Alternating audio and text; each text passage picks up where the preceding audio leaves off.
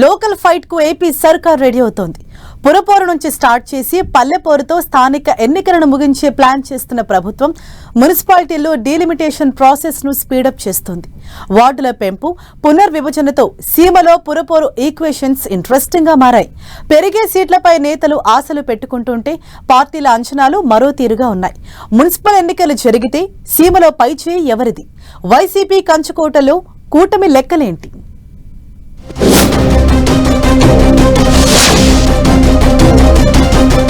మున్సిపాలిటీలు, కార్పొరేషన్లలో సీట్ల పెంపు, డివిజన్లు, వార్డులు పెరిగితే సీమలో సీన్ మారేనా? సీమలో పురపోరుపై టీడీపీ, వైసీపీ లెక్కలేంటి? లీడర్ల ఆశలు, పార్టీల ఈక్వేషన్స్ తో ఇంట్రెస్టింగ్ ఫైట్.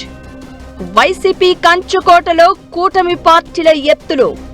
ఏపీలో నెక్స్ట్ లెవెల్ పొలిటికల్ ఫైట్ నడుస్తోంది. సరిగ్గా ఇదే టైంలో స్థానిక సమరం నేతలను ఊరిస్తోంది. కూటమి ప్రభుత్వం కూడా రాబోయే 6 నెలల్లోపు మున్సిపల్ ఎన్నికలు నిర్వహించేందుకు రెడీ అవుతోంది. ఈ నేపథ్యంలో గ్రూప్ పాలిటిక్స్ కి కేరాఫ్ అయిన రాయలసీమ జిల్లాల్లో మున్సిపల్ ఎన్నికల సందడి మొదలైంది. జనాభా లెక్కల ప్రాతిపదికన రాయలసీమ పరిధిలో 8 జిల్లాల్లోని 5 మున్సిపల్ కార్పొరేషన్లలో 70 డివిజన్లు, 36 మున్సిపాలిటీలు, నగర పంచాయతీలలో 342 వార్డులు పెరగనున్నాయి.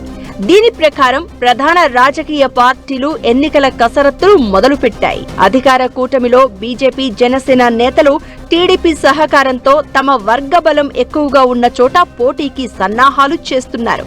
నవ్యాంధ్రలో 2021లో తొలిసారి స్థానిక సంస్థల ఎన్నికలు జరిగాయి. అప్పుడు అధికారంలో ఉన్న వైసీపీ వార్ వన్ సైడ్ అన్నట్లుగా ఫలితాలను సాధించింది. రాయలసీమ పరిధిలోని కర్నూలు, అనంతపురం, వైఎస్ఆర్ కడప, చిత్తూరు ఉమ్మడి జిల్లాలకు చెందిన 5 మున్సిపల్ కార్పొరేషన్లలో 251 డివిజన్లకు ఎన్నికలు జరిగితే 234 డివిజన్లను వైసీపీ కైవసం చేసుకుంది. అప్పుడు టీడీపీ 11 డివిజన్లకు పరిమితమైంది. 36 మున్సిపాలిటీలకు, నగర పంచాయతీలలోని 1122 వార్డులలో 1024 వార్డులకు ఎన్నికలు జరగ్గా 880 వార్డులను వైసీపీ దక్కించుకుంది. 120 వార్డులలో టీడీపీ, 6 వార్డులలో బీజేపీ అధికారంలో కొనసాగింది. మొత్తం మీద అనంతపురం జిల్లా, తాడిపత్రి, వైఎస్ఆర్ కడప జిల్లా, మైదుకూరు మున్సిపాలిటీలలో టీడీపీ ఆధిక్యతను సాధించగా మిగిలిన అన్ని చోట్ల వైసీపీ జెండా రెపరెపలాడింది. అయితే కూటమి సర్కార్ వచ్చాక కొన్ని మున్సిపాలిటీల్లో సీన్ మారిపోయింది. అధికార పార్టీలోకి కౌన్సిలర్లు, కార్పొరేటర్ల వలసలతో కీలక మార్పులు జరిగాయి. చిత్తూరు కార్పొరేషన్, హిందూపురం మున్సిపాలిటీ కూటమి పార్టీల ఆధిపత్యంలోకి చేరగా మరో 22 చోట్ల 60% నుంచి 80% వైసీపీ కార్పొరేటర్లను, కౌన్సిలర్లను తమ పార్టీలో చేర్చుకున్నాయి కూటమి పార్టీలు. మరో 25 పురపాలక సంఘాలను దక్కించుకునే అవకాశం లభించినా మరో ఏడాది లోపుగానే ఉన్న పాలక మండళ్ల పదవీకాలం ముగిసే గడువు దగ్గర పడడంతో రిస్క్ తీసుకోలేదని కూటమి నేతలే చెప్పుకుంటున్నారు. ఇలాంటి పరిస్థితుల్లో డీలిమిటేషన్ అయితే ఇప్పుడు రాయలసీమలోని 8 జిల్లాలలో కొత్తగా 70 డివిజన్లు, 342 వార్డులు ఏర్పాటు కానుండడంతో పాలిటిక్స్ సినారియో మారిపోతోంది. పార్టీల లెక్కలు ఒకలా ఉంటే ఆశావహుల అంచనాలు నెక్స్ట్ లెవెల్లో ఉన్నాయట. డివిజన్, వార్డుల సంఖ్య పెంపు ఆశలతో రాజకీయ పార్టీలలో సమీకరణాల సందడి మొదలైంది. ముందుగా మున్సిపల్ ఎన్నికలు జరిగే అవకాశం ఉండడంతో డీలిమిటేషన్ ప్రాసెస్ ను స్పీడప్ చేస్తోంది ప్రభుత్వం. మరోవైపు సీట్ల పెంపు వార్తలు కూటమి పార్టీలలో ఉత్సాహానికి కారణమవుతున్నాయి. 2021లో ఏకపక్ష ఎన్నికల సందర్భంగా పోటీ చేయలేకపోయిన వారు ఈసారి పెరిగే స్థానాలపై ఆశలతో ఉన్నారు.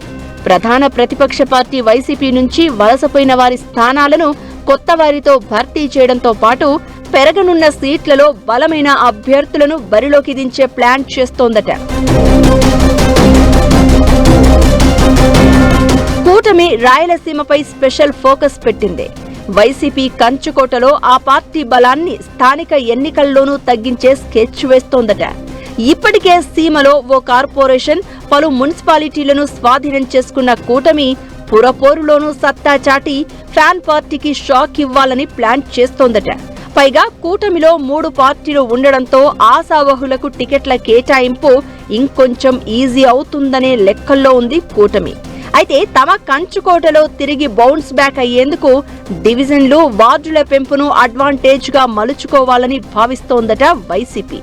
డీలిమిటేషన్స్ హోప్స్ వేళ సీమ సెంట్రిక్ గా పార్టీలు వేస్తున్న స్కెచ్లు, లీడర్ల ఆశలు ఎంతవరకు నెరవేరుతాయో చూడాలి మరి.